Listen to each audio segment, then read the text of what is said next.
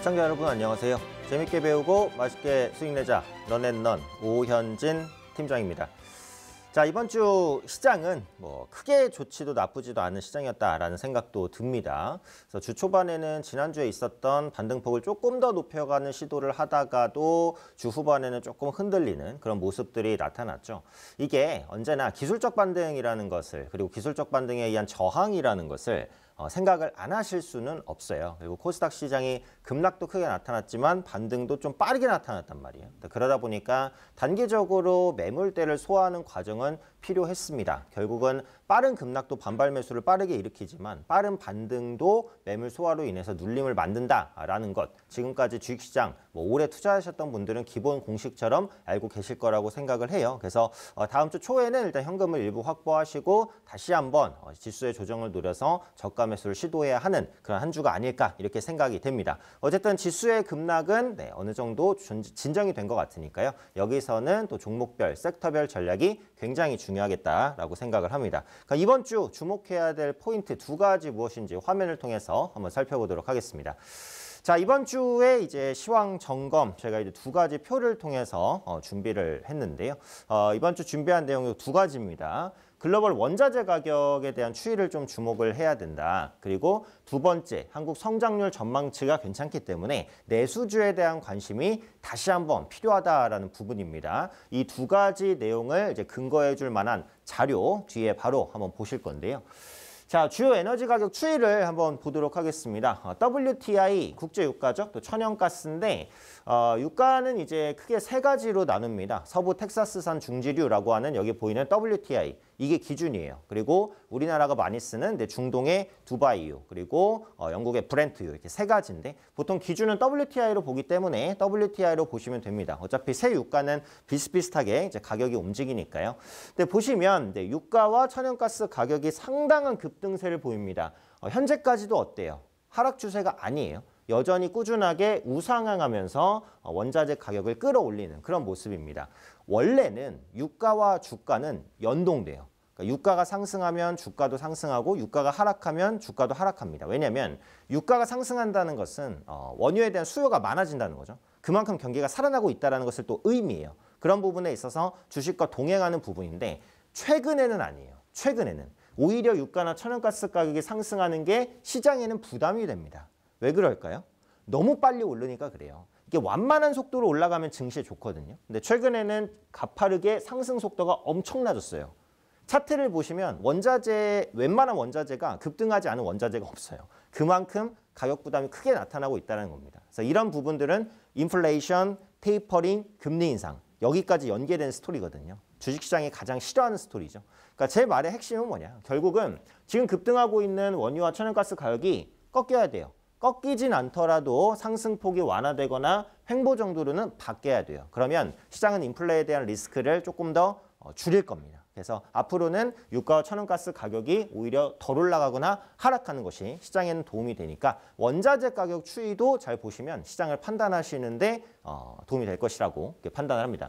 자, 두 번째 내용 한번 볼게요. IMF 세계 경제 전망인데요. 2021년 성장률 전망치입니다. 그래서 두 가지죠. 2021년 7월 전망 그리고 10월 전망인데 10월 전망이 더 최근 겁니다. 자, 보시면 이전의 전망치보다 성장률이 많은 낮아진 국가는 어디예요? 네, 미국입니다. 미국. 이 갭이 많이 벌어져 있죠. 두 번째는 어때요? 네, 일본. 일본 같은 경우도 갭이 많이 벌어져 있습니다. 유로존 같은 경우에는 오히려 성장률 전망치가 올라갔어요. 자, 우리나라와 중국 한번 볼까요? 자, 우리나라 보시면은 성장률 전망치가 어때요? 변화가 없죠?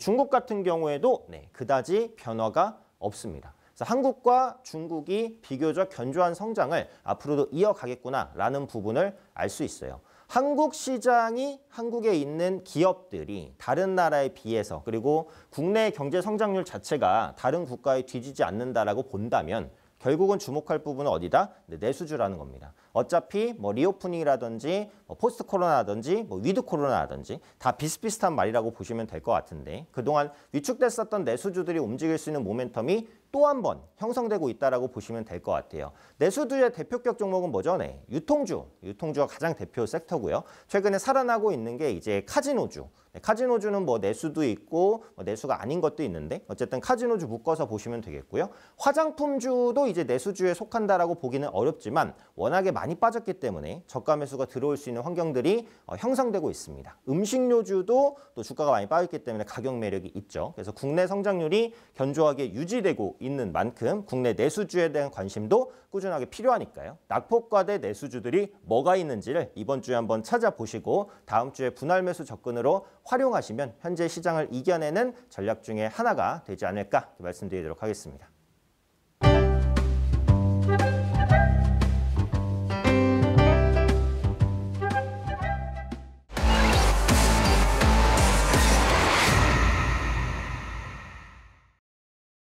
네, 이번 코너는 주간 검색 종목 탑5 시간입니다. 한 주 동안 개인 투자분들께서 많이 관심을 갖고 많이 검색한 종목은 무엇인지 체크를 한번 해보고요. 그 종목들에 대한 이슈와 전망, 전략들을 살펴보는 코너라고 보시면 될 것 같아요.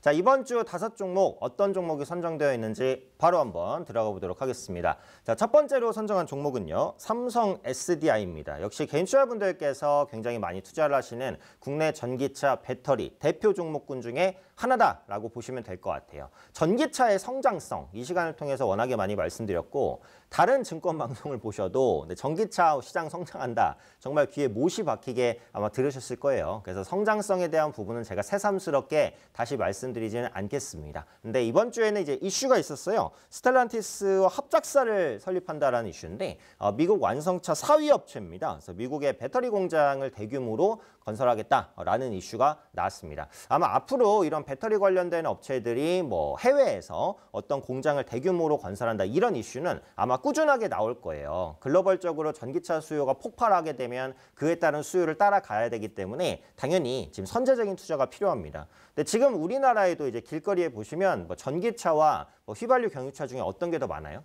당연히 전기차가 훨씬 더 적습니다. 하지만 투자는 선제적으로 이루어져야 되는 것이고 향후 5년만 지나도 전기차 수가 혁신적으로, 획기적으로 훨씬 더 늘어날 것으로 좀 보여지고 있기 때문에 현재 위치에서는 선제적인 투자를 하는 기업의 외형 성장 기대감을 가져갈 수 있다고 보시면 되겠죠. 그래서 2차 전지 관련된 종목군들 시장이 흔들림에도 불구하고 꾸준하게 좀 버텨주는 흐름들 나타나고 있어서요. 아마 다음 주에도 좀 양호한 흐름이 나오지 않을까 이렇게 생각이 되고 있어요. 특히 2차 전지 관련된 종목군 중에 배터리 리스크가 컸었던 LG화학이 또 이번 주에 추가 반등을 시도하려는 그런 모습들도 나타나고 있었기 때문에 2차 전지 배터리 관련된 대표 종목군 중에서 기술적인 부담이 적어진 종목이 뭐가 있는지 이런 것들을 참고하시는 것은 투자에 도움이 될 것이다 라고 생각을 합니다.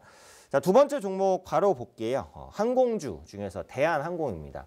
위드 코로나 관련된 기대감 꾸준하게 부각되고 있는 모습인데 다만 제가 전에도 항공주를 말씀드렸듯이 그러니까 항공주는 기본적으로 이제 여객 운송 비중이 높죠. 그리고 화물 운송 비중도 높아요. 대형 항공사 같은 경우에는. 근데 지금까지는 이제 여객 운송 부분에서는 완전히 실적이 바닥을 쳤죠. 앞으로 좋아지겠지만요. 화물 운송 부분에 있어서는 좋아요. 네, 글로벌 무역 자체가 물론 약간 성장률이 위축된다고 하더라도 성장하고 있는 것은 사실입니다. 그 항공을 통해서 이제 무역도 활발하게 하기 때문에 이 부분의 실적은 괜찮았어요. 그래서 이런 부분들이 대한항공의 실적을 좀 버티게 해주는 원동력이었다라는 건데 지금 항공주는 부담되는 요인이 두 가지입니다. 다 첫 번째, 원달러 환율 상승이죠. 그러니까 최근에는 원달러 환율 고점을 찍고 조금 꺾이긴 했어요. 하지만 현재 위치에 있는 환율도 절대 수준으로는 높습니다.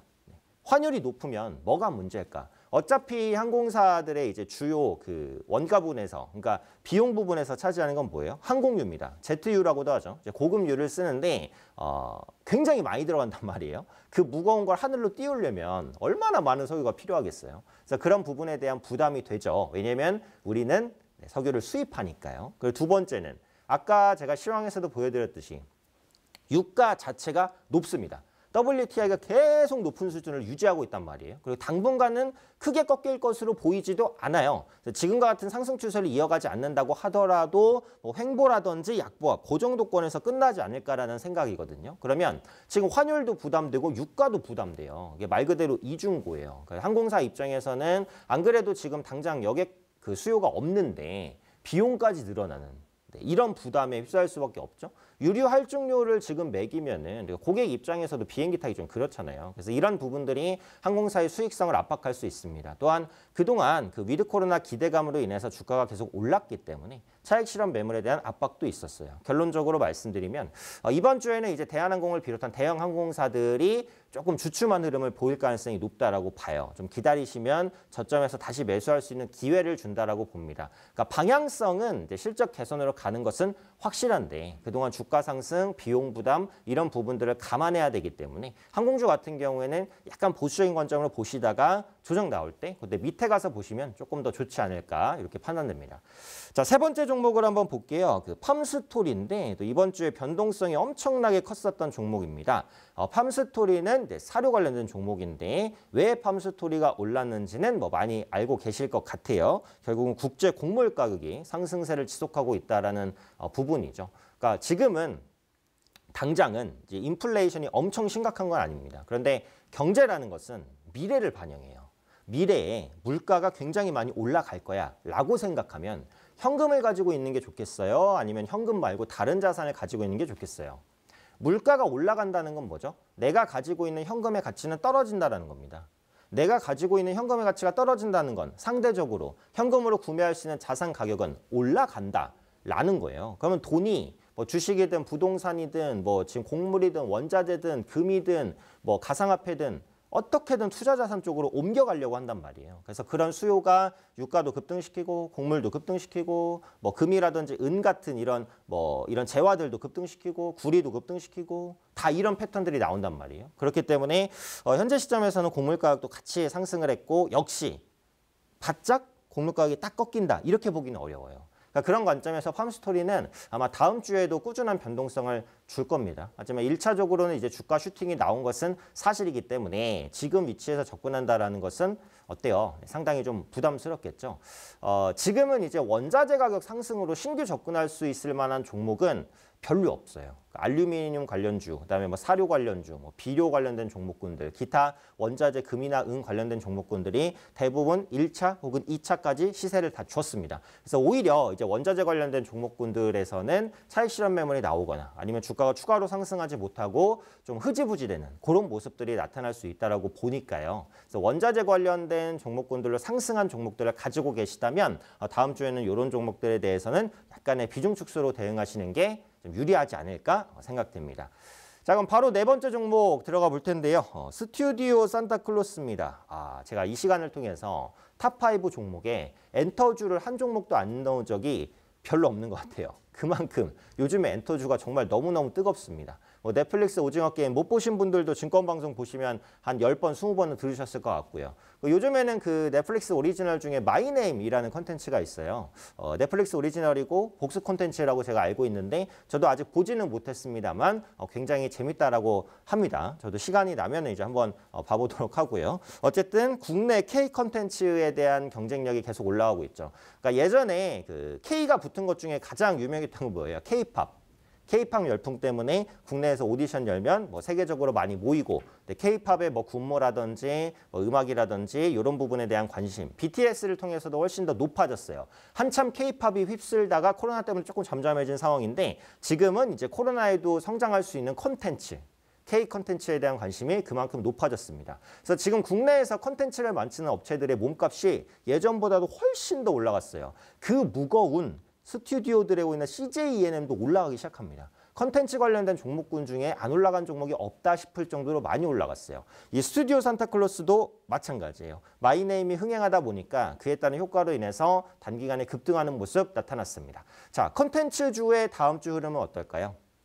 다음 주에도 추가 반등을 시도할 것 같아요. 지금 시장이 반등을 보였다가 약간 흔들리는 구간이기 때문에 이슈가 살아있는 테마군으로 수급이 몰릴 겁니다. 콘텐츠 관련된 섹터군들은 제가 볼 때는 살아있는 테마예요.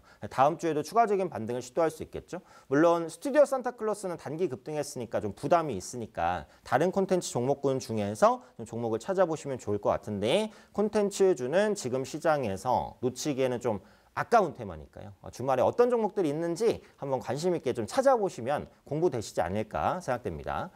자, 마지막 5번째 종목인데 우리기술 투자입니다.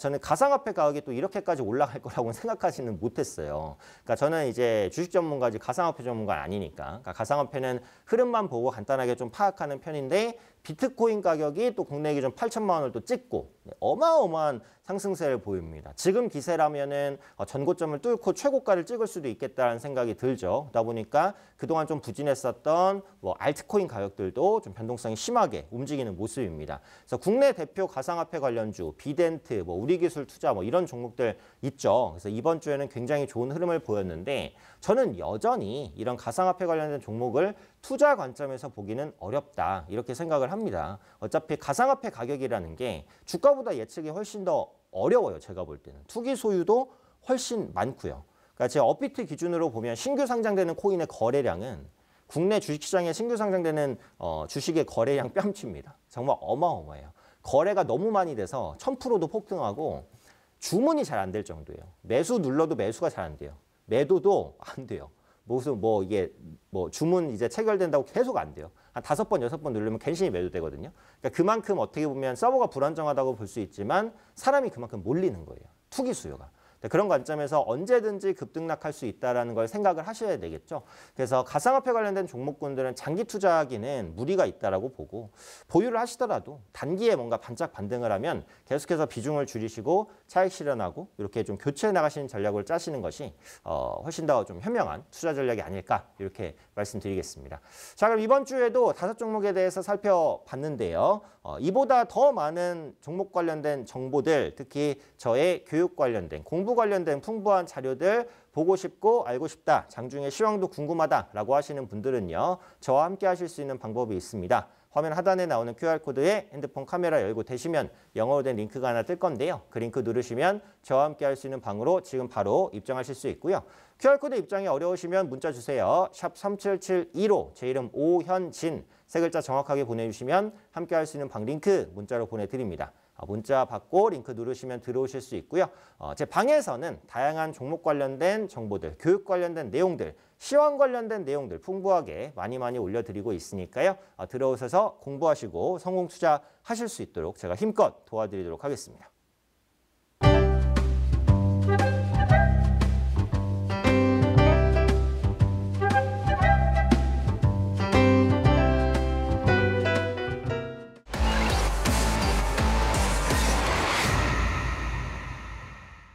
네, 이번 시간은 최고의 맛과 최악의 맛 시간입니다. 각각 두 종목을 골라서 한 주 동안 흐름이 좋았건 나빴건 물론 이제 그 부분을 포커스로 두지만 한 주 동안 흐름이 크게 없었다고 하더라도 제가 말씀드리고 싶은 내용이 있으면 가지고 나오는 제가 선정하는 그런 방송이죠.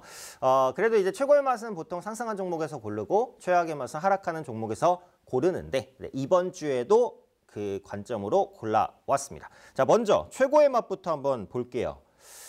이번 주 정말 뜨거웠던 이슈 중에 뭐가 있냐라고 한다면 싸이월드 이슈였던 것 같아요. 많은 분들이 아실 만한 서비스고 과거에 이제 싸이월드 하셨던 분들은 약간 좀 추억이 있을 수도 있는 그런 서비스인데 다시 시작을 하죠. 부분 재개 서비스가 시작이 됐습니다. 부분 재개라고 했지만 사실 재개된 부분 별로 없어요. 저도 들어가 봤는데 그냥 옛날 사진 하나 이제 볼 수 있더라고요. 하지만 그거 자체만으로도 옛 추억을 소환한다라는 의미는 있었던 것 같아요.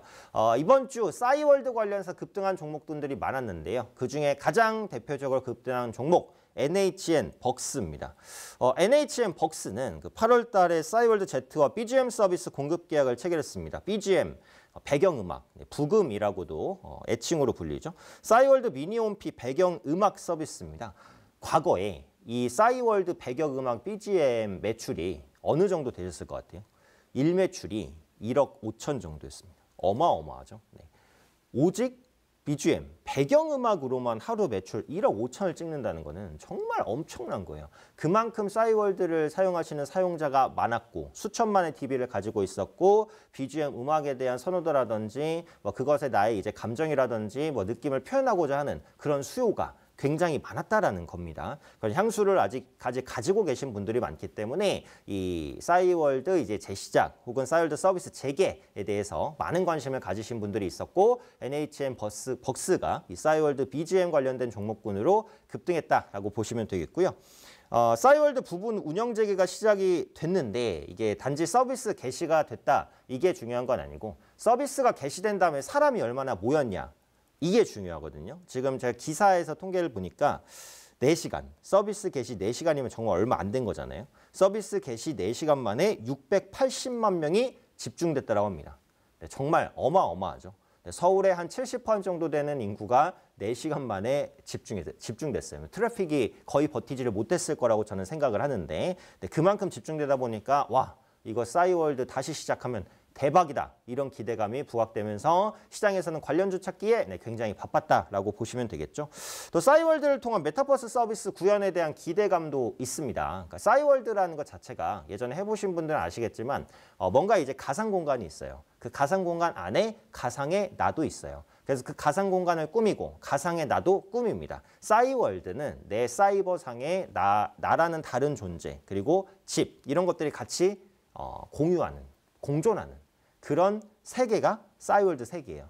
지금의 뭐와 직접적인 연관성이 있냐?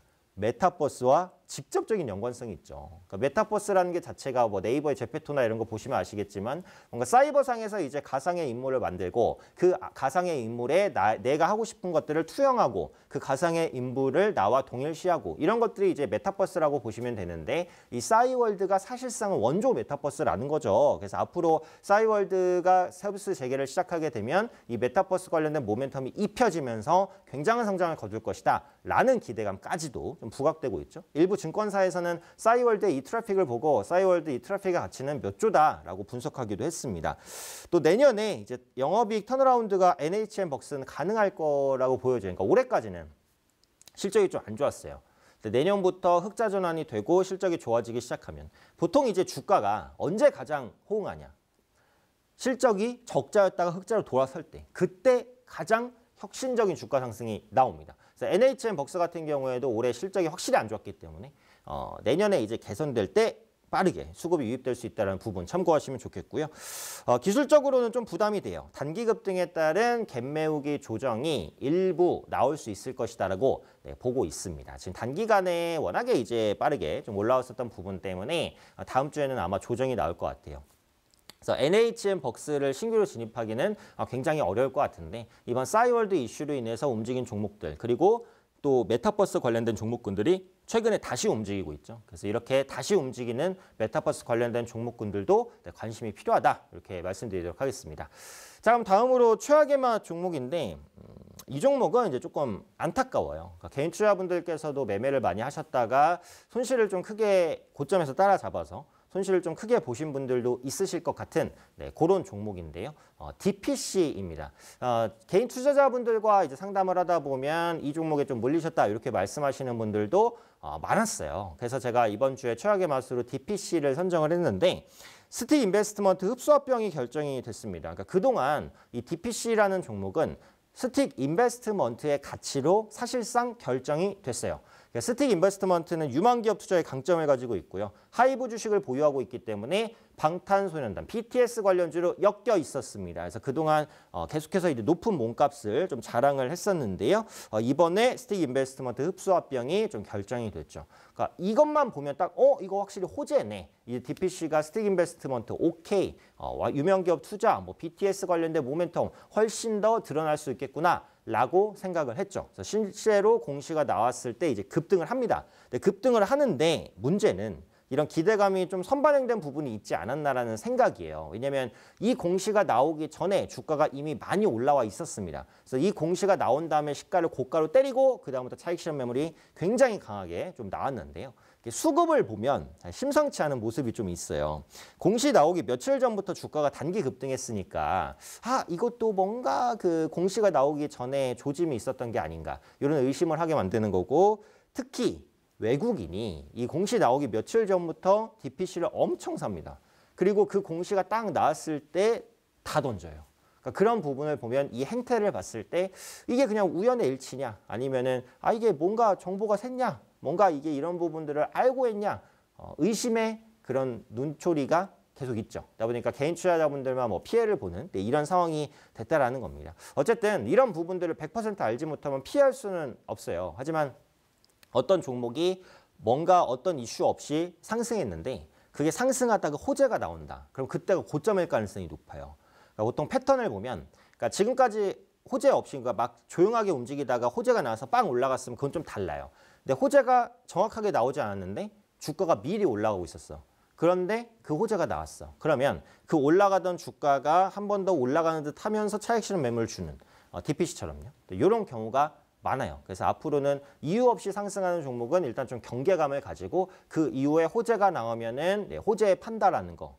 그러니까 주식은 뭐예요? 소문에 사서 뉴스에 판다, 그죠? 뉴스에 판다라는 공식대로 좀 대응을 하시면 이런 피해들을 좀 줄일 수 있지 않을까, 이렇게 생각이 됩니다. 기존 제조사업 부분도 물적 분할로 매각을 하기로 했어요. 그래서 상호도 아마 스틱 인베스트로 바꾸지 않을까, 이렇게 생각이 되고요. 또 스틱 인베스트가 어차피 DPC의 100% 자회사였기 때문에 흡수 합병한다고 해서 DPC가 크게 달라질 거는 없어요. 그래서 그런 부분들도 공시 이후에 차익 실현 매물이 나온 그런 모습이 아닐까, 이렇게 생각이 됩니다. 근데 지금 하락폭이 너무 컸기 때문에 저점에서 다시 기술적 반등이 나올 수 있는 위치까지는 왔다라는 거죠.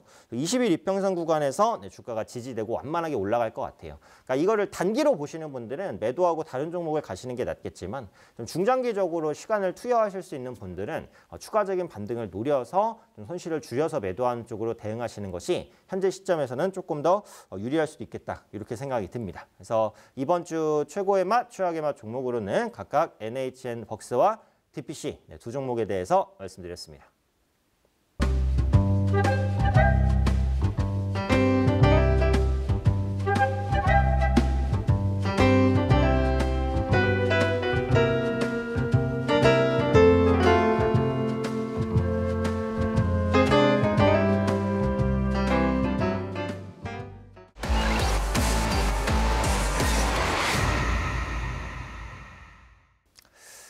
네, 이번 시간은 런앤런의 꽃입니다. 공부합시다 코너입니다. 이번 주에는 제가 기법 강의를 가지고 왔습니다. 아무래도 기법 강의를 할 때 이제 개인 투자분들의 집중도가 가장 높고 다시 보기도 많이 하시는 것 같아요. 그래서 이번 주에는 제가 기법 강의를 가지고 왔는데 굉장히 심플한 기법인데 이해하기도 어렵지 않으실 거예요. 하지만 실제로 적용해보면 성공 가능성이 높습니다. 재밌겠죠? 그래서 이번 주에 가지고 온 공부합시다 기법 강의 무엇인지 화면을 통해서 한번 살펴보도록 하겠습니다. 자, 이번 주 공부합시다를 통해서 가지고 온 기법 강의 내용부터 한번 살펴보고 갈 건데요. 자, 내용은 요겁니다. 음봉 거래량 돌파 매매법. 제목에 다 나와 있어요. 자, 거래량인데 어디서 거래가 실려야 돼요? 음봉, 양봉이 아닙니다. 음봉, 파란봉에 거래가 실렸는데 중요한 거는 이걸 돌파했어요. 돌파. 파란봉에 거래가 실렸는데 그거를 돌파했어요. 그때 매매를 하겠다라는 겁니다. 그게 바로 음봉 거래량 돌파 매매법입니다. 제목만 보시면은 바로 이해하실 수 있는 매매법인데 설명부터 간단히 한번 드리도록 할게요. 자, 일단 거래량의 중요성부터 한번 보고 가겠습니다. 그러니까 오늘 말씀드린 주제는 음봉 거래량 돌파 매매법이에요. 그렇다면 여기서 핵심은 거래량이거든요. 거래량. 근데 거래량이 왜 중요한가? 거래량은 차트에서 속일 수 없는 부분이에요. 절대 속일 수가 없어요. 자, 주가는 통정매매라는 게 있습니다. 통정매매라는 게 뭐냐면 물량이라든지 가격 등을 사전에 잠합해서 조직적으로 거래하는 행위예요. 예전에 그 작전이라는 영화가 있는데 예전 영화죠. 안 보신 분들은 그거 한번 보시면 이 통정 매매에 대해서 간단히 나옵니다. 그래서 그 영화 한번 보시면 또 도움이 되실 것 같은데요. 주가는 통정 매매로 인해서 만들어질 수 있지만 거래량은 반드시 노출이 됩니다. 그러니까 가격을 올릴 때, 그러니까 작전을 할 때, 그러니까 어떤 종목을 내가 한호가를 높여서 매도 걸어놓으면 그걸 사고, 한호가를 높여서 매도 걸어놓으면 그걸 또 사고, 물량을 누가 많이 매수하는 것 같다 싶으면 호가를 다시 낮춰서 물량을 떨구고, 그러니까 이런 식으로 물량을 매집해 나가는 이런 모습들이 그 작전이라는 영화를 보시면은 나오는데 거기서도 뭐는 속일 수 없다고요? 네, 거래량은 속일 수 없어요. 체결이 되면 반드시 HTS에서 표시가 됩니다. 그래서 거래량을 통한 매매법이 많은 이유예요. 그래서 오늘도 이 음봉 거래, 거래량인데 음봉 거래량을 이용한 매매라고 보시면 되겠고요. 거래는 매수와 매도가 체결될 때 발생합니다. 당연하죠. 네, 많은 거래량은 시장의 관심을 의미해요. 거래가 많다는 건 뭐예요? 매수도 많고 매도도 많다는 거예요. 그 말은 뭐예요? 시장에서 그만큼 그 종목을 주목하고 있다라는 거죠. 거래량을 이용한 매매법은 수없이 많고 대부분의 차트 분석에서 거래량을 활용을 합니다. 그래서 기술적 분석을 하시는 분들은 이 거래량에 대한 이해가 반드시 필요해요. 그만큼 중요합니다. 기술적 분석을 하면서 거래량을 안 보시는 분들은 별로 없어요. 그만큼 중요하기 때문이겠죠. 근데 이 거래량 중에서도 뭐가 중요하냐? 대량 거래. 거래가 조금 실린 구간은 별로 의미 없어요. 거래가 많이 실린 구간이 중요한 거죠. 대량 거래가 발생한 가격 구간에 주가가 진입해 있거나 대량 거래 발생 구간 위 혹은 아래에 있을 때 지지 혹은 저항이 됩니다. 이게 이제 글씨로 제가 정확하게 설명드린 건데 이따가 차트로 볼 거예요. 차트로 볼 거니까 지금 당장 이해 안 가셔도 상관없습니다. 자, 대량 거래 구간을 지나면 매매 균형이 바뀌는 것으로 이해하시면 됩니다. 대량 거래가 있는 가격이 있는데 그 거래 가격 위로 주가가 올라오면 그때부터는 좀 가볍게 상승하겠구나. 혹은 대량 거래가 실린 봉이 있는데 그 봉 밑으로 주가가 내려오면 지금부터는 주가가 쭉 하락하겠구나. 이렇게 이해하실 수 있다는 거예요. 이 음봉 거래량 돌파 매매법이 이걸 이용한 매매입니다. 차트를 통해서 이따가 볼 거고요. 자, 그럼 차트를 통해서 바로 한번 볼게요. 자, 여기 제가 그 위의 선과 밑의 선을 그어놨는데 왜 이 위치에 위에 밑에 선을 그어놨냐? 보이시나요? 자, 앞에 보겠습니다. 자, 요거 때문에 그렇거든요. 이게 뭐죠? 거래량입니다. 지금 굉장히 이제 거래량 보시면 이날을 제외하고는 거래량이 그냥 엄청 실리는 날은 없어요. 근데 유독 이날만 거래량이 어마어마하게 실렸습니다. 봉은 양봉이에요, 음봉이에요? 네, 양봉이에요. 장대 양봉이죠. 윗꼬리가 조금 달리긴 했지만 굉장히 긴 양봉이 나왔습니다. 그래서 제가 선을 어디다 그었냐면 이 장대 양봉의 저가와 장대 양봉의 고가에 그었어요. 왜? 이 선을 기준으로 주가가 어디로 움직이냐에 따라서 방향성을 잡을 가능성이 높기 때문이에요. 그래서 이렇게 거래량이 많이 발생한 봉이 있다는 것은 이 구간 안에 이해관계가 엄청나게 얽혀 있다는 겁니다. 여기서는 굉장히 많은 사람들이 사고 팔았어요. 모든 사람이 집중하는 가격대예요. 그런데 그 집중하는 가격대 위로 주가가 올라왔다는 건 여기서 매수를 했던 어마어마한 사람들이 모두 다 수익권으로 전환된다는 의미거든요. 그때부터는 상승으로 빠르게 갈 수 있는 거죠. 반대로 이 주가, 요 봉 밑으로 주가가 내려온다는 것은 여기에 매수를 했던 어마어마한 사람들이 다 손실이 된다는 거예요. 그때부터는 투자 심리가 안 좋아지니까 매물이 매물을 부르는 이런 상황을 만들 수밖에 없다라는 거죠. 그렇기 때문에 대량 거래량이 발생한 봉의 고가와 저가가 중요한 겁니다. 고가가 돌파되면 좋은 거죠. 저가가 이탈되면 그때는 더 하락할 수 있는 거죠. 자, 옆에 이제 차트를 보시면 대량 거래량의 고가가 여기인데요. 대량 거래량의 고가를 돌파를 했어요. 그죠? 돌파한 시기부터 미친 듯이 주가가 날아갑니다. 그럼 이 대량 거래량 고가가 돌파되는 시기를 매수 타점으로 잡을 수도 있을까요? 그죠? 매수 타점으로 잡을 수도 있습니다. 단기간에 여기 보시는 대로 급등할 수도 있으니까요. 자, 다음 것도 한번 볼게요. 자, 이제는 왜 여기 위아래 제가 선을 그었는지 아시겠죠? 왜 그었을까요? 이제 보이시죠? 자, 요거 때문에 요거. 주가가 굉장히 이제 평온한데 이날만 보시면 거래량이 어마어마하게 실렸어요. 이전 거래량이 거의 2000%, 3000% 이상이 실렸습니다. 봉은 이번에도 장대 양봉이네요. 그죠? 장대 양봉 고가까지. 윗꼬리는 살짝 달렸지만 장대 양봉입니다.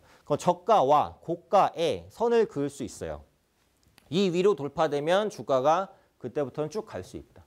밑으로 뚫리면 그때는 쭉 하락할 수 있다. 왜? 이 봉에는 엄청난 이해관계가 복잡하게 얽혀 있으니까요. 네, 복잡한 이해관계가 얽혀 있는 봉에 위에 있냐, 밑에 있냐, 주가가 굉장히 중요합니다. 근데 지금 보시면은 이 위나 밑으로 주가가 움직이지 않았어요. 그러니까 여기 위치에서는 방향성이 안 나옵니다. 근데 보면은 어때요? 이 저가를 약간 깨려는 안 좋은 모습이 나타나죠. 실제로 다음 차트도 한번 이제 보시면은 요 가격이 요 가격. 요것도 이제 장대 양봉이네요. 장대 양봉이고 거래가 많이 실렸습니다. 거래가 많이 실린 장대 양봉이고 요 위치에서 살짝 깼지만은 바로 회복이 됐고요. 저점을 지지하려는 그런 시도들은 일단 기본적으로는 나오고 있어요. 그래서 이런 모습들인데 결국은 이 장대 양봉 그리고 대량 거래량 밑으로 주가가 뚫리면 주가는 하방 추세로 전환된다라는 겁니다. 자, 보시면 대량 거래량이 있고 장대 양봉이 있잖아요. 저가와 고가의 선을 그어놓으면 돼요. 그럼 심플합니다. 이 위로 주가가 올라가면 네, 그때는 매수할 수도 있고요. 이 저가가 뚫리면 그때는 이제 손절을 해야 될 수도 있는 거죠. 자, 보시면 이 저가가 뚫렸어요. 뚫렸죠? 뚫린 이후에 계속해서 주가가 좀 부진한 그런 모습을 보이고 궁극적으로는 여기서 힘이 확 빠지는 이런 모습들이 나옵니다. 이해관계가 많은 구간 위에 주가가 있냐 밑에 주가가 있냐 이게 핵심이라고 보시면 될 것 같아요. 자, 그러면은 이제 그 차트를 계속해서 볼 때 꾸준하게 이제 상승하는 흐름들 계속 나오는데 거래가 발생하면서 이제 그 자연스럽게 시장에 관심이 확대되는 부분들이 있어요. 그리고 관련 기사가 송출되고 단기 투자자의 수급도 거래량이 발생할 때 유입이 됩니다. 또 주가 변동성이 확대되고 주가의 방향성도 그때 가서 결정이 되는 경우들이 많다라고 보시면 될 것 같아요. 그래서 그만큼 거래량은 중요하다라는 것. 그래서 거래가 없는 종목이 거래를 갑자기 발생시키면 그때는 관심을 가져야 돼요. 왜? 시장에서 별로 관심 없던 종목인데 그때부터 관심이 생긴다라는 거니까. 그래서 제가 소외주를 보지 말라는 말씀을 많이 드려요. 소외주는 계속 소외될 가능성이 있으니까. 내가 그 종목을 장기 투자할 거야. 혹은 그 종목에 내가 확실한 정보를 가지고 있어. 라면 소외주를 하셔도 상관없습니다만 거래가 없는 종목을 샀을 때는 그 종목을 사서 나도 엄청 지루할 수 있거든요. 거래가 터진 다음에 사도 늦지 않아요. 그러니까 거래가 터진 다음에 사도. 그리고 거래가 없던 종목이 거래가 발생했으면 그때부터는 관심을 가지셔야 됩니다. 왜? 시장의 관심이 그때부터는 생긴다는 거니까. 그걸 여기다가 제가 다 표현한 거예요. 거래가 발생하면 시장의 관심이 확대되고 관련 기사가 갑자기 나와요. 이 보시면 그 HTS 기사 평소에는 기사 한 줄도 안 나던 종목이 갑자기 거래량 터지면서 급등이나 급락하잖아요. 그때부터 기사가 막 나오기 시작해요. 기사가 나오고 그 기사를 또 개인들이 보고 그래서 그 종목에 대한 관심이 더 커지고 이렇게 되는 거거든요. 그래서 거래가 발생하면 관련 기사가 나오고 또 단타. 거래는 곧 변동성을 말합니다. 거래가 많이 실린 종목은 변동성이 커져요, 보통. 그래서 이 단타 수급까지 몰립니다. 기사도 나오고 단타도 몰리고 더더욱 관심이 높은 상태가 되는 거죠.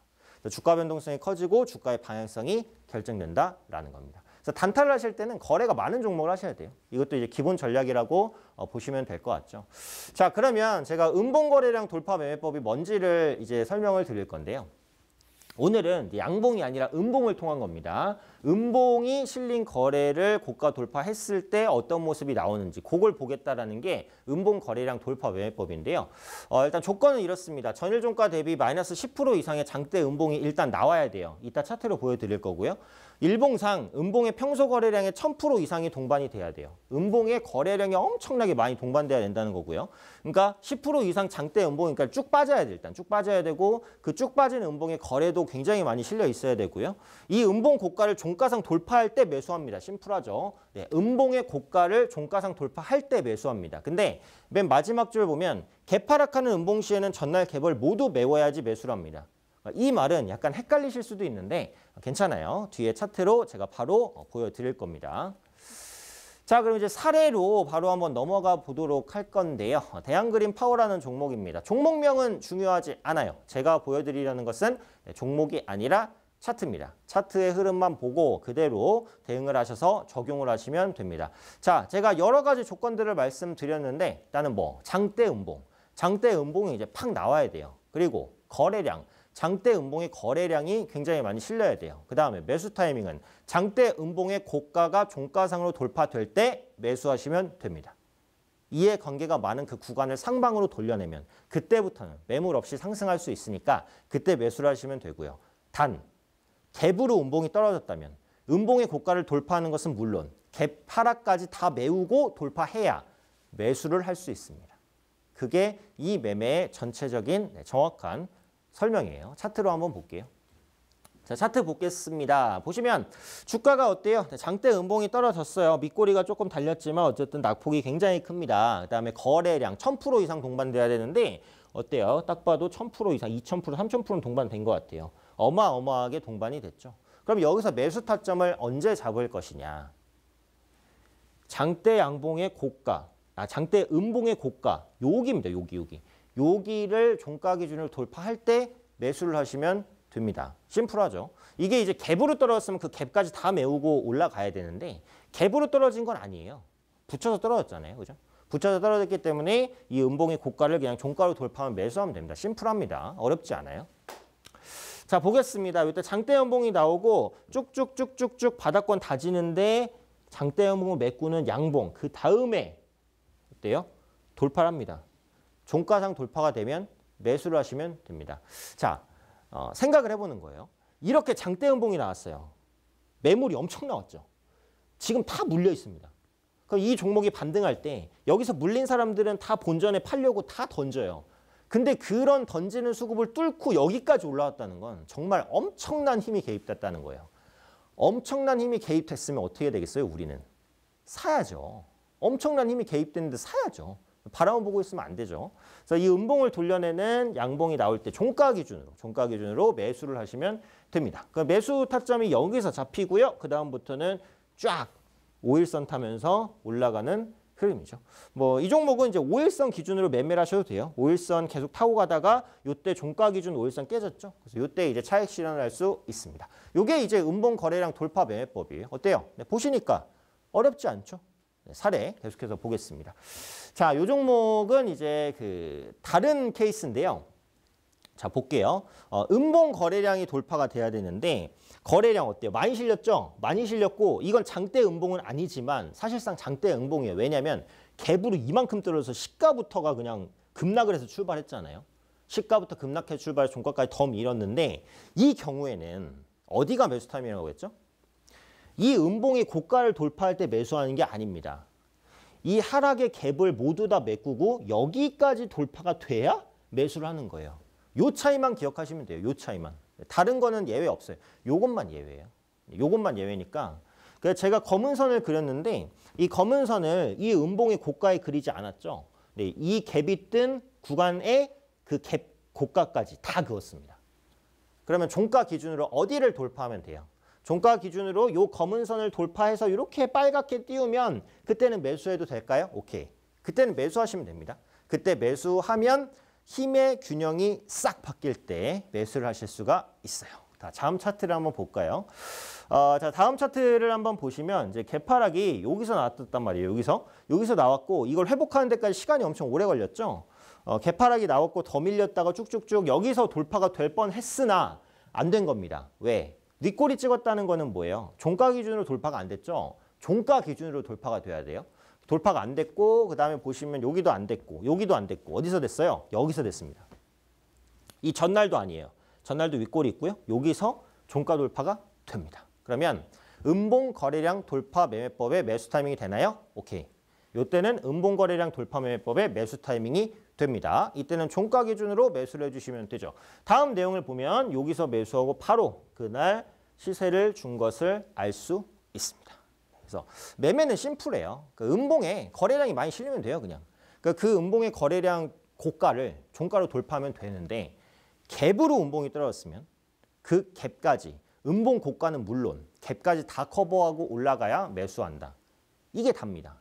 네, 이해하시기가 크게 어렵지는 않죠. 다음 사례도 한번 볼게요. 요거는 음봉이 뭐죠 이게? 자 보면은 어때요? 바닥권에서 갑자기 상한가 점상 찍더니 여기까지 시작해서 확 밀렸네. 거래량 어때요? 엄청 실렸고. 이런 것도 음봉거래량 돌파 매매법에 해당이 됩니까? 네, 해당이 됩니다. 제가 어느 위치에서 음봉거래량이 나와야 된다는 말 했나요? 아니요. 위치는 상관없어요. 위에서건 밑에서건 횡보하다가든 상관없어요. 어디서든 음봉 거래량 쫙 나오고 대량 거래 실렸으면 됩니다. 그럼 여기서는 매수 타점이 어디에 잡힐까요? 보이시나요? 매수 타점이 여기입니다. 여기. 이 시가이자 고가를 돌파 종가로 하면 매수하시면 돼요. 심플하죠. 그래서 이 고가를 돌파를 할 때 종가 기준 매수하시면 됩니다. 음봉 거래량이 동반되는 위치 상관없습니다. 다시 말씀드려요. 자, 언제 돌파가 됐는지 볼게요. 이때 이제 쫙 밀리고 바닥권에서 추추추추 하다가 올라가다 떨어졌지만 결국 장대 양봉 만들면서 이 위치의 고가를 종가 기준으로 돌리면서 어마어마한 양봉이 나왔습니다. 이게 제가 뭐라 그랬어요?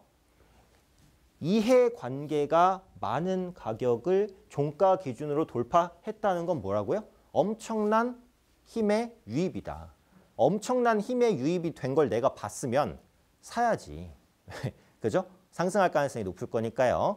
다음 내용을 보시면은 어때요? 이 부분에 고가를 돌파하고 탕탕탕 하면서 주가가 급등해 나가는 그런 모습을 확인하실 수가 있습니다. 다음 사례도 한번 볼게요. 자, 이 사례 보시면은 여기서 음봉이 나옵니다. 시가는 쫙 떴다가 쭉 밀렸고 거래량 어마어마하게 동반됐어요. 여기서 매수 타점은 어디예요? 여기죠, 여기. 네, 여기. 음봉 고가. 음봉 고가를 돌파하면 종가 기준으로 매수하시면 됩니다. 심플하죠. 자, 그럼 이때 매수를 하고 매수를 아직 안 했는데 매수가 언제 됐죠? 이 고가를 돌파할 때 밑으로 스스스 하다가 여기서 빵 치고 돌파가 됩니다. 이때 매수를 해주시면 됩니다. 어렵지 않죠? 네, 음봉 거래량의 고가를 돌파하면 돼요. 종가 기준으로. 매수하시면 돼요. 자, 이때 매수하시면 타점 잡히고 둘, 셋 여기까지 급등하는 모습을 확인하실 수가 있습니다. 자, 오늘은 음봉거래량 돌파 매매법에 대해서 말씀을 드렸습니다. 어렵지 않아요. 실제로 사례를 찾아보시면서 적용해 보시면 성공 가능성도 꽤 높습니다. 단기간에 큰 수익을 누릴 수도 있는 방법이니까요. 꼭 한번 차트 돌려보면서 확인하시고 매매 적용하셨으면 좋겠습니다. 자, 오늘 강의 내용을 또 처음부터 보고 싶거나 제 많은 그동안의 런앤런 강의들 풀 강의들 제가 많이 갖고 있어요. 런앤런 시간은 좀 짧잖아요. 이 1시간짜리 풀 강의들도 제가 많이 리스트화해서 갖고 있으니까 공부 많이 하고 싶으신 분들, 장중에 다양한 시황이라든지 종목 정보 알고 싶으신 분들, 주식시장에서 홀로 서고 싶으신 분들 저와 함께 할 수 있는 방법이 있습니다. 화면 하단에 나오는 QR코드에 핸드폰 카메라 열고 대시면 영어로 된 링크가 하나 나올 거예요. 그 링크 누르시면 저와 함께 할 수 있는 방으로 지금 바로 입장하실 수 있고요. QR코드 입장이 어려우시면 문자 주세요. 샵 3772로 제 이름 오현진 세 글자 보내주시면 함께 할 수 있는 방 링크 문자로 답장 드립니다. 문자 받고 누르시면 제 방에서 함께 하실 수 있고요. 다양한 교육 자료들 풍부하게 올려드리고 있고 시황 내용 올려드리고 있으니까 들어오셔서 공부 많이 하시고 성공 투자하시기 바랍니다.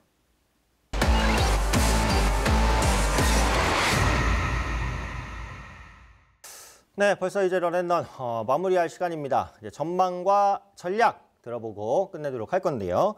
자, 일단은 아까도 잠깐 말씀드리긴 했어요. 현재 국내 증시는 단기적으로 기술적인 부담이 일정 부분 반영된 것이 사실입니다. 네, 그렇기 때문에 다음 주 초에는 너무 이제 공격적으로 매수하지는 마시고요. 시장이 좀 눌림을 준다 싶으면 밑에서 저가 매수를 좀 노려보시는 전략이 훨씬 더 유리하시지 않을까라는 생각을 조심스럽게 말씀드려 봐요. 네, 그렇기 때문에 현재 위치에서 너무 무리해서 살 필요는 없다. 시장이 급락 이후에 빠른 반등을 보였기 때문에 현재 위치에서는 매물에 대한 부담을 다시 안고 주가가 재차 꺾일 수도 있는 그런 위치입니다. 그래서 이런 부분들에 대한 주의는 좀 반드시 필요하다라고 제가 말씀을 드리니까요. 다음 주 초에는 지수 너무 공격적으로 접근하지 마시고 조정 이후에 매수하셔도 됩니다. 항상 이제 전에 한번 말씀드린 적이 있는데 현금을 가지고 있으면 불안해하시는 분들이 있어요. 근데 현금도 하나의 종목입니다. 제가 이전 강의에서도 말씀드렸죠. 현금은 내가 언제든지 기회를 잡을 수 있도록 만드는 최대의 유동성이에요.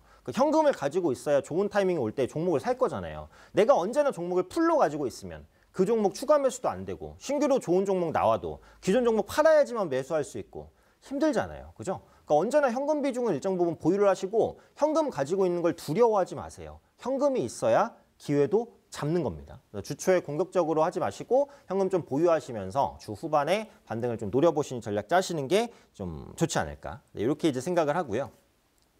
그래도 이제 시장이 꾸준하게 하단을 버틸 수 있는 힘은 돈입니다. 이것도 결국 유동성인데 지금 보면 지수가 급락하니까 뭐가 들어오냐?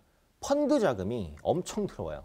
주식형 펀드 지수 고점이라서 못 들어가셨던 분들이 그동안 많았던 것 같아요. 지수가 급락하다 보니까 이때다 하고 펀드를 엄청나게 넣습니다. 자, 펀드에 자금이 많이 들어가면 펀드 매니저가 뭘 사겠어요? 주식을 사겠죠. 당연하죠. 펀드 매니저가 주식을 사면 투신의 수급으로 잡히고 주식을 사면 주가가 반등할 가능성이 높고 이게 뭐 공식입니다. 따로 말할 필요가 없을 정도의 당연한 공식이에요. 그래서 이런 부분들을 감안을 했을 때는 주식형 펀드의 자금이 지금처럼 계속 유입이 된다면 시장의 하단은 튼튼하게 버틸 가능성이 높다라는 거예요. 그래서 제가 이번 주 전략으로는 두 가지 포인트 말씀드린 거죠. 자, 첫 번째, 너무 급하게 시장에 뛰어드실 필요 없습니다. 현금 보유하신 거 불안하게 생각하실 필요 없습니다. 현금을 보유하셔야 좋은 타이밍을 잡을 수 있으니까요. 네, 현금도 하나의 종목이다, 포트폴리오다 이렇게 생각하세요. 현금 가지고 있어서 아우 나 오늘 안 사면 내일 소외될 것 같아. 내일 안 사면 모레 소외될 것 같아. 그러다가 잘못된 매매하면은 현금 가지고 있는 것만 못하겠죠. 네, 현금 보유하시면서 기회를 보자. 두 번째로 주식형 펀드 자금이 계속 들어오는지를 보자. 주식형 펀드 자금이 계속 들어오면 시장의 하단은 튼튼해진다라는 거예요. 그리고 하나 더, 주식형 펀드에 자금이 들어오면 펀드 매니저는 주식을 살 수밖에 없는데 그 사는 건 대부분 기관의 수급 중에 투신으로 잡힙니다. 투신. 그러면 주식형 펀드가 많이 순유입될 때 뭘 봐야겠어요? 투신의 수급을 봐야겠죠. 투신이 뭔가를 그 펀드 자금을 집중적으로 살 거예요. 그럼 그런 종목의 주가가 단순히 이제 기관 투자자가 전체 사는 종목보다 조금 더 강하게 슈팅을 일으킬 수 있습니다. 그래서 이런 부분들을 전반적으로 감안해서 매매에 활용하시면 좋지 않을까 생각됩니다. 자, 런앤런 오늘 제가 준비한 순서는 여기까지입니다. 또 힘차게 달려왔는데요. 런앤런의 모든 코너에는 공부가 들어있다라고 제가 말씀을 드렸어요. 두 번, 세 번 보시면 더 도움 되실 거라고 생각을 하니까요. 제 말씀 잘 참고하셔서 매매 활용하시면 성공 투자하실 수 있을 거라고 생각합니다. 자, 오늘 내용들 다시 보고 싶거나 또 저와 함께 공부하고 싶다. 저의 풍부한 공부 자료들 많이 보고 싶어요 라고 하시는 분들 저와 함께 할 수 있는 방법이 있습니다. 화면 하단에 나오는 QR코드에 핸드폰 카메라 열고 대시면 영어로 된 링크가 하나 뜰 건데요. 그 링크 누르시면 저와 함께 할 수 있는 방으로 지금 바로 입장하실 수 있고요. QR코드 입장이 어려우시면 문자 주셔도 됩니다. 샵 3772로 제 이름 오현진 네, 세 글자 정확하게 보내주시면 함께 할 수 있는 방 링크 문자로 답장 드려요. 네, 문자로 답장 받고 누르시면 들어오실 수 있고요. 제 방에서는 다양한 교육 관련된 시험 관련된 정보들 올려드리고 있으니까 많이 들어오셔서 공부하시고 성공 투자하셨으면 좋겠습니다. 자, 그럼 저는 여기서 물러가도록 하고요. 다음 주에 더 알찬 내용으로 찾아뵙도록 하겠습니다. 시청해주신 분들 고맙습니다.